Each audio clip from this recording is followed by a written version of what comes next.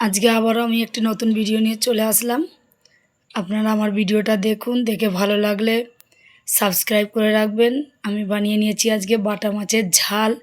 এই গরমে তো মাছের ঝোল খাওয়া খুবই দরকার, তাই আজকে বাটা মাছের ঝাল বানাচ্ছি। কিভাবে বানাচ্ছি আপনারা আমার ভিডিওর মাধ্যমে দেখতে থাকুন। তার জন্য মাছগুলোকে আমি ধুয়ে নিয়ে চলে এসেছি। মাছের ওপর দিয়ে দিলাম একটু নুন, আর দিয়ে দেবো অল্প একটু হলুদ।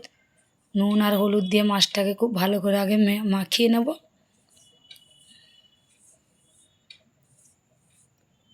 এবারে কড়াই বসিয়ে দিয়েছি, কড়াইয়ে তেল দিয়েছি সর্ষের তেল। সর্ষের তেলটা গরম হয়ে গেছে, আমি কড়াইয়ের চারিদিকে ঘুরিয়ে দিচ্ছি যাতে মাছটা না লেগে যায়। এবারে একে একে মাছগুলোকে দিয়ে দেব কড়াইয়ের মধ্যে। মাছগুলোকে দিয়ে আমি ভালো করে একটু ভাজবো। এটি হচ্ছে বাটা মাছ, একটু বড় সাইজেরই বাটা মাছ। আরও এক পিঠ উল্টে দিয়েছি। আমি মাছটাকে এপিঠ ওপিঠ ভালো করে ভেজে নিলাম।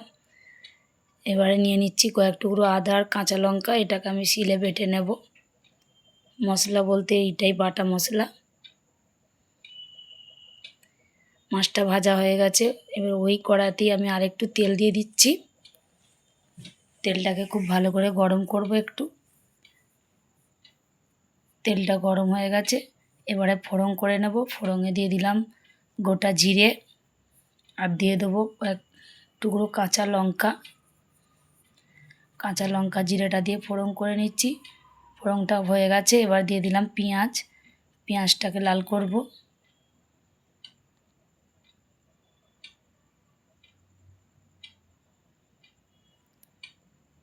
পেঁয়াজ, কাঁচা লঙ্কা, এই তেলেতে কাঁচা লঙ্কার ফ্লেভারটা খুব সুন্দর আসে। পেঁয়াজটা দিয়েছি, পেঁয়াজটাও ভাজা হয়েছে।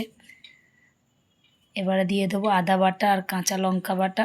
আমি এখানে দুরকমভাবে লঙ্কাটা দিলাম, কিছু কেটে দিয়েছি, কিছু বাটা দিয়েছি। আপনারা বেটেও দিতে পারেন বা কাটাও দিতে পারেন। বাটাটার স্বাদটা একটু বেশি ভালো হয়, তাই আমি আদার সঙ্গে বেটে নিয়েছি। এবার তার উপর দিয়ে দিলাম টমেটো কুচি। টমেটো কুচিটাকে দিয়েও আদার সঙ্গে ভালো করে কষিয়ে নেব। মশলাটাকে খুব ভালো করে কষাতে থাকবো। টমেটোর উপরে দিয়ে দিচ্ছি নুন। নুনটা দিলে টমেটোটা তাড়াতাড়ি গলে যাবে। নুনটাকে দিয়েও ভালো করে কষাবো যতক্ষণ না মশলার তেল ছাড়ে। কষিয়ে যাব। মশলাটা একটু লেগে যাচ্ছে, তাই আদা বাটি ধুয়ে জল একটু দিয়ে দিলাম। এবার দিয়ে দিচ্ছি অল্প একটু হলুদ। হলুদটাকে দিয়েও কষাবো একটু।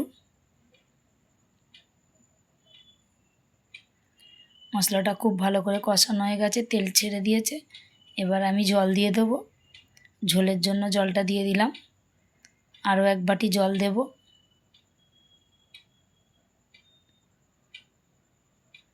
জলটা দিয়ে ঝোলটাকে খুব ভালো করে ফুটিয়ে নেব। ঝোলটা খুব ভালো করে ফুটে গেছে, এবারে ভেজে রাখা মাছগুলো দিয়ে দেব।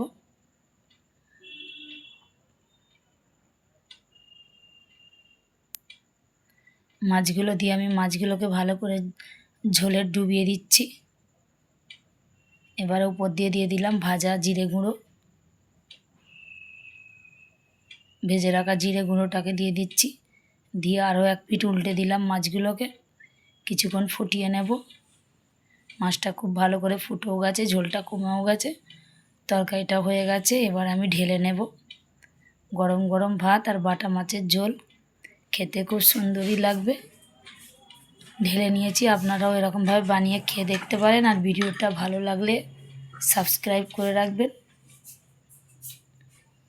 ভালো থাকবেন। টাটা।